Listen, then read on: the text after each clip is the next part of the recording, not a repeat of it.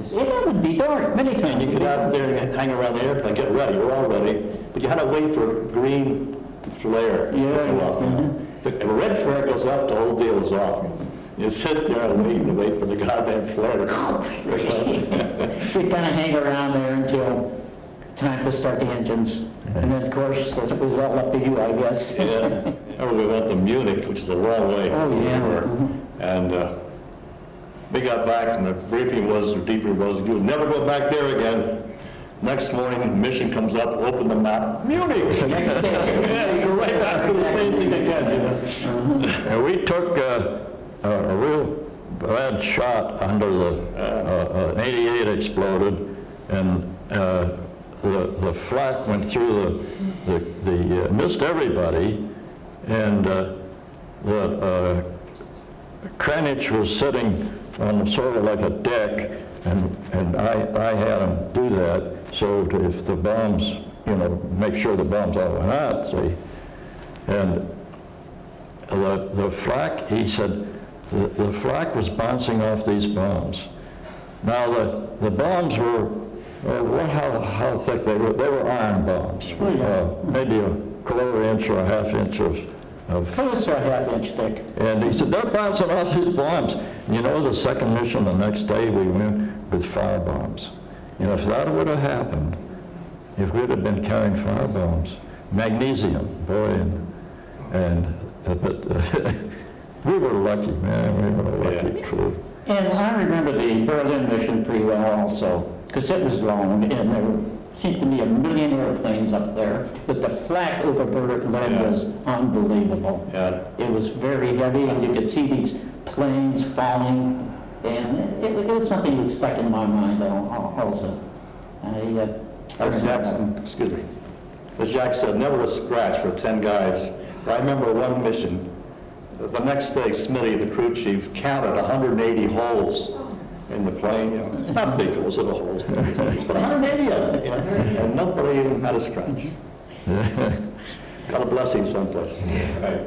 Of course, another thing that sticks in my mind also, we had those helmets, steel helmets that we put on with the ear flaps. You remember those? Yeah. The big iron ear flaps, and I didn't like to wear them. I don't think you like to wear them too, did you? And I used to have it right outside the turret. And then, when the flap kept coming up, I was too frightened to stick my hand out to get that turret in the hand. And I used to say, gosh, the next time I'm going to have that hand right from the beginning. But that's the thing, it's kind of...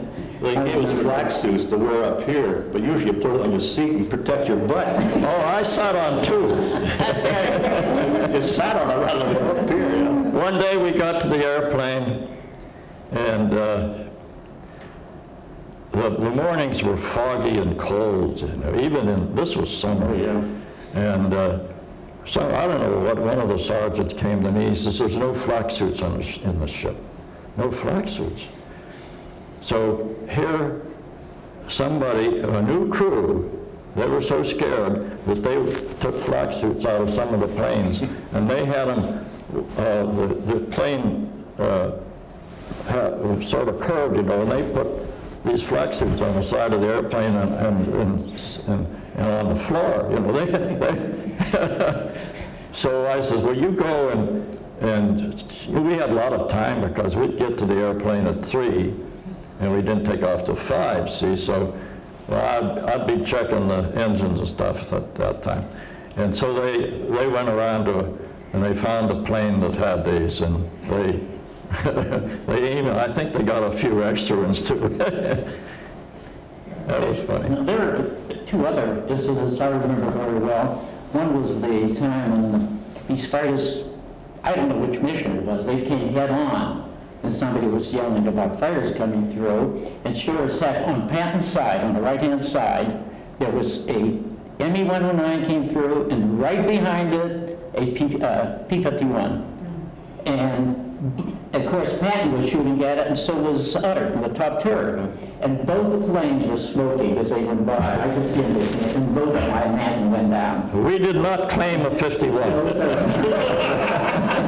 Another case was when the flank was heavy, again, I don't remember where it was. At Hamburg, that was the worst place. But I heard a huge explosion in the butt. You remember how those, from the tail you could see an explosion, and if the fourth one was underneath you, you know it was pretty close, of course, they were batteries of four, weren't they? Yeah, batteries of four, and you would just cringe waiting for the fourth one to explode before you. Well, this one time it did, and then I heard a thud, and I looked around, and there was a hole like this, right beside my turret, from the bottom to the top, with that piece of black and gone. You see them out in front, you don't hear anything, you see puffs of black. But when you start hearing them, and then you know, it's you. Yeah, It was you know it's trouble.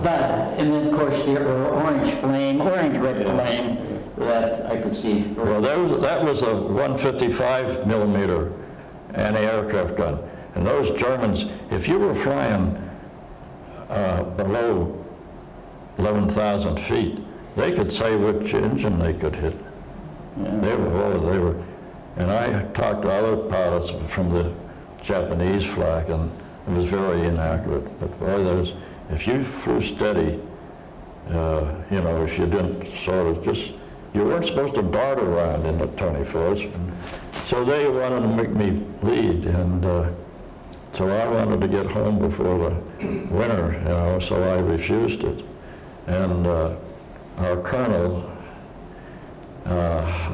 he didn't have much Pierce or use Stetson? for, huh? Which one was it? Pierce? Jacobowitz. Oh, you mean the squadron major? Yeah. Anyway, He didn't like anybody. he says, why do you think that your crew doesn't have to do all the work what the other crews do, like standing in the rain while he's telling us off about something. Anyway, I said, well, I don't want my guys to catch cold. I said, I want them to stay healthy so we get fly. You know, and I can't emphasize how cold it was. God, I just hated that. It was summertime. Yeah, middle of summer, and you're up there and it's 40 below zero or more. I never did know how cold it got, but gosh almighty, with all that stuff that we had on us, you know, the oxygen mask, and you had slobber in it, and the ice up on you. Oh, it was just horrible, really. But I guess you just accepted it. Yeah. And that's all you did. You accepted it and did your job. On the lighter side, when you come back, you have to be debriefed. You know, you've been up since about 2 o'clock in the morning, you've flown over 10 or 12 hours. You haven't eaten, you know, nothing. So you come back, and the Red Cross puts out coffee and donuts. But have a table for the whole crew to sit around one table with an intelligence officer. You're going to be briefed. They put a little tray out there with 10 shots of whiskey. Yeah. We had 6 enlistment that didn't drink, you know? So there's 10 shots out there. I guess they're drinking. Now, after you've drunk about two of those shots straight, no water, no nothing, you know, you're telling what happened that day. You know? Boy, I'm telling you. I never did know whether that was scotch or I don't know what it was either. I never drank it, so it didn't make any difference. I never smoked either, cigars. I gave that all away. This was the baby. He was only, what, 18 years old, right? Yeah, I was 18. Yeah, 18 years old. Fresh out of high A school. little different from the way people think today, I guess. You know. This guy was the old man at 26, so you see. Is that how old you were at the time, Jack? 26? How old was I? Yeah. Yeah, well, I was 25 when I went to cadets, and so that was a year. I was 26 when we were flying combat. I was the old man. The next oldest was Kranich, Everett Kranich, and he was a radio man, and he was a GI. He knew all the tricks of the trade. You know, we probably should say something about Schroeder, because Schroeder was, I think he probably was the most frightened of all of us. I mean, it was just terrifying for him to go on one of these missions, and he was very, very mute about it. He wouldn't say anything. He was almost stoic. You see, he didn't say, but he hated it. He hated every minute. Oh, he was scared. And he was scared. He was frightened. He came to me one morning in the cold and wet and fog, and I was standing outside of the airplane, probably about 4 in the morning, and he says, Lieutenant, he said, I can't fly, I can't fly. And he was just shaking all over, just fear in his eye. And I said, okay. I says, Dick, you you go back to barracks and stay in barracks until we land. And you know, he never missed another mission. He probably had more courage than all of us put together. Yeah. He was scared, but it was a different levels of it, you know? I think he was the bravest man on the crew, that he did what he did. You know, and it's kind of sad he also was the first one to die. That's right. Yeah. His wife told me he was diabetic, and she took him they got him to the hospital on a Monday. He died on a Friday, and he says, you know what? I'm the first to die. To her. Yeah, that's what she says, a dying he was so. Well, I don't know the word, but it meant a lot to him. And he was actually responsible for us. And yet, Jack, at the same time, he went to one of the first reunions, didn't he? Yeah, it so happened that my son was going to Cincinnati, and we went down to visit him. And we were in the eating, and somebody told me that the 8th Air Force was having a reunion. So I went up to the ready room, and Dick was, none of us were members then. This was in Cincinnati. So I couldn't find him, so I went down. I said, well, if Dick comes back, the Schroeder comes back, right? So I went back about a half hour later, and there he was. Boy, he was so happy to see us. And he was the one that got me started to go to the reunions, and then sort of all the rest. And we had, I don't know how many reunions, 4? Well, with him, I think we only had one reunion. That was in Florida. Yeah, I remember in Florida. I thought maybe it was the last one. That was his last one. Yeah. Yes. I remember going with he and Fred to a shopping center across the way from the hotel. We were strolling through, and he says, "Don't go so fast, you guys." I can remember that. No, I was with you. Were you there? Yeah, I was with you. Yeah. I remember that little trip. We walked down the sidewalk, and I remember that very well. So that was about the time we had maybe 8 guys and 8 women with us, 8 wives. Yeah, that's exactly right. We won the prize for most members of one crew. Of the 9 guys, the original wife, and now they're all still alive, and 6 of us are gone. You know, I'd like to say also, it was nice to see Willie. You know, you met the other night. It was kind of odd the way we met. We met through Dick Baines, really, because he saw that article about the mystery airplane, and he wrote a response to it to Dick Baines, and Dick Baines gave it to me.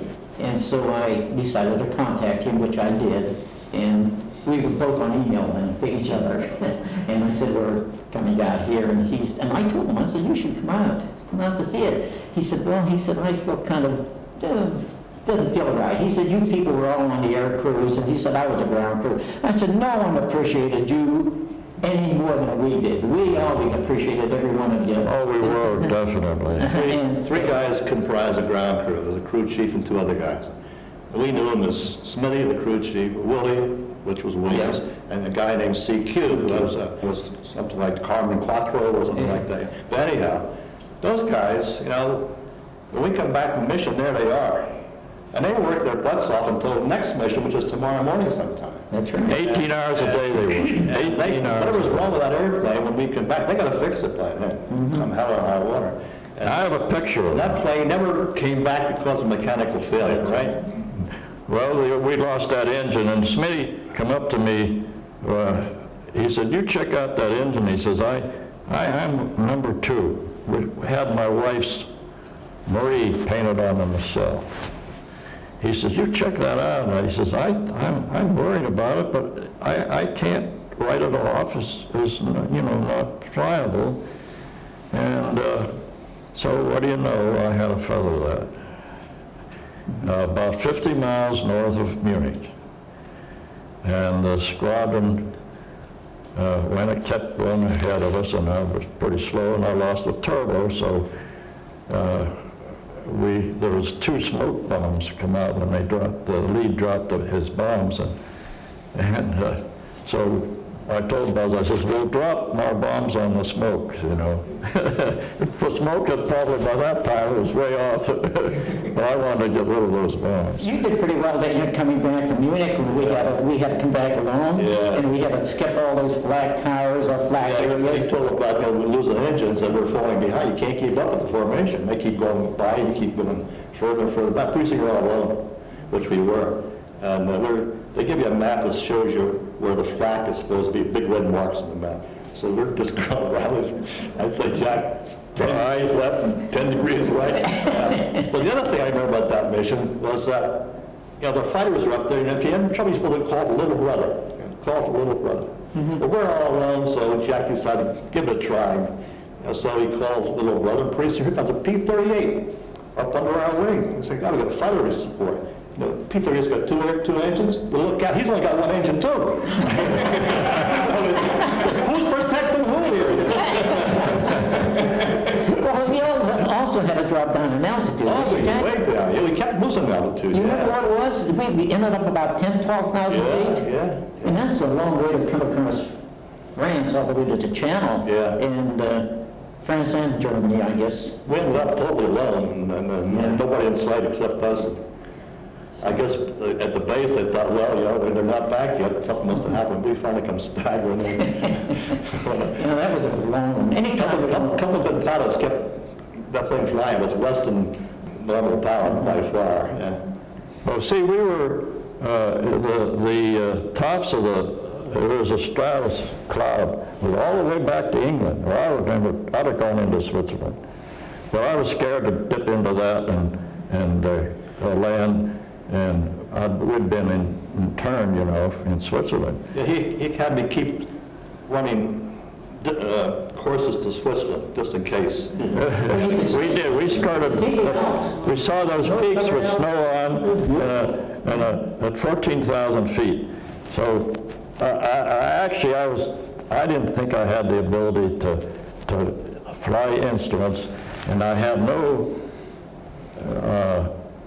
I didn't want to run into a rock in those clouds, so I told Bill, I said, okay, a direct heading with your map, and if he had a flat map, and so we were going about an hour, and he says, hey, there's a like on the map here, one battery, that would be 5 guns, and I said, oh, he can't tell that, you know, that we're going to go right over this one flat battery.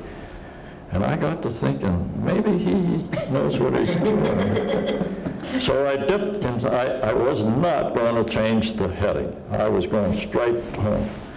So I dipped the plane down a little bit, and I gained about 20 miles an hour or something like that. And 50 feet in back of us, boom, right directly in back.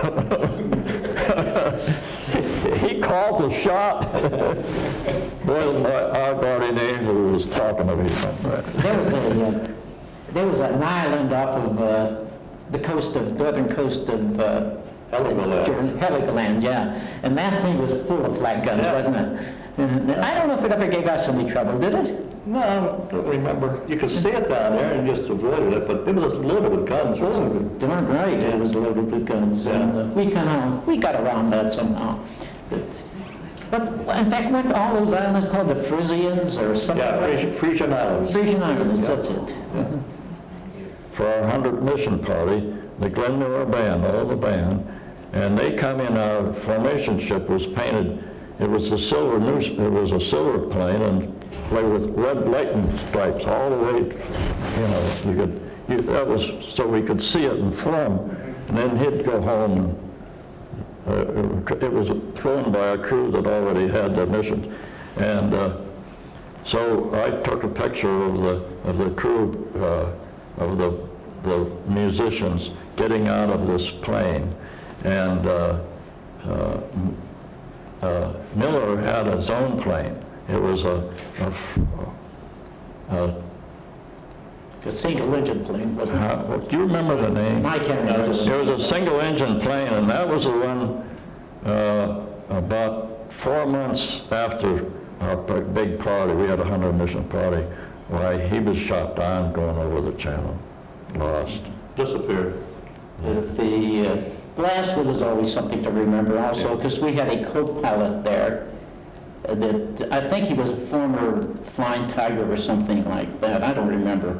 But Bowman was was the first pilot on that. And it was pretty easy mission, as I remember. Yeah, it was. Yeah, it was a very easy mission, so that was a kind of a milk run. Yeah, we only had about 3 easier ones. We had some long hauls. Well, there was, Bill was the navigator, and Nick here was the tailgunner. No, Cranage was the radio operator. And Panton and Schroeder were the waist gunners. And Fred Utter was a top turret gunner, and when I could convince him to get in the ball turret was our engineer, Harry DeBuff, was flew the ball turret. That's right. And of course there was Buzz, the bombardier, and Bill, and Bob Bowman. Bob was a super co-pilot. Yeah. And I even changed seats with him 2 missions. I was so tired. The sad part about this little thing here is all those names you just heard, there's only 3 of us here, and only 3 of us that were alive. Yeah. We all survived the combat, and 3 of us are here, 6 of us succumbed to the frailty of life, all by themselves. One guy, Patterson, just disappeared. We never Patton. He just disappeared after the war, and nobody ever could find him. We've gone through police files, FBI, and all kinds of stuff. He just disappeared. Yeah, and DeBuff was a policeman for a while. Yeah, he tried to locate him through police files. And he went down to Atlanta. We had an address in Atlanta, and he said there's nothing. He must have given you just a number out of his head and a name of a street. So he went over the police headquarters, and there was no record of a pass. As I said before, he was kind of bitter. Yeah, but boy, was he a handsome guy. He was a cadet in training as a pilot, and he washed out in advanced training. Very end, yeah. I wish I'd have known what Nick knew. Nick didn't tell me that. No, I didn't. I was Fred Utter, Patton and I were pretty good friends. We kind of bummed around together quite a bit. Let's see, these names don't come easy anymore. Cranage, of course, was married, and he was a little more reserved, a little more GI also than we were, and the Buff kind of took off on his own quite a bit. Yeah. Did you know that he actually went AWOL the last 2 or 3 days before we come back to the States? No. That's right. He went to London. He wanted to go to London. He couldn't get a pass, so he went anyway. Yeah, he didn't say a word to me either, and that was important. And when we came back, when he came back, we were gone. The rest of us, we were shipped out. We were coming back to the States. And here he was. Where's everyone? That's what happened to him. And one mission, I rode the nose turret. I remember that now. You know who brought that to my attention? I forgot all about it. I didn't give you permission to do that. I don't know. Cranage just told me about it, and I completely forgot it. The thing I remember, it was a brand new airplane. It wasn't our airplane, and it had the Emerson turret in the nose. Because if you raised your gun, the seats went down. Yeah. The seat went in. If you went this way, the seat came up. Hell of a view from up there, huh? Oh yeah, that's right.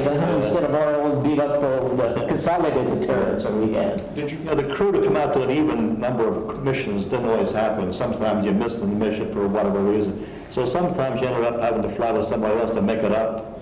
Or in my case, I missed 2 in the very beginning, and so I had to fly 2 at the end without the crew. I flew with other crews. So. But generally you flew together, but there were times when a guy would miss for some reason, he was sick or whatever. So then you didn't want to fly together, so you had to make it up somehow. So you flew a different plane, different crew.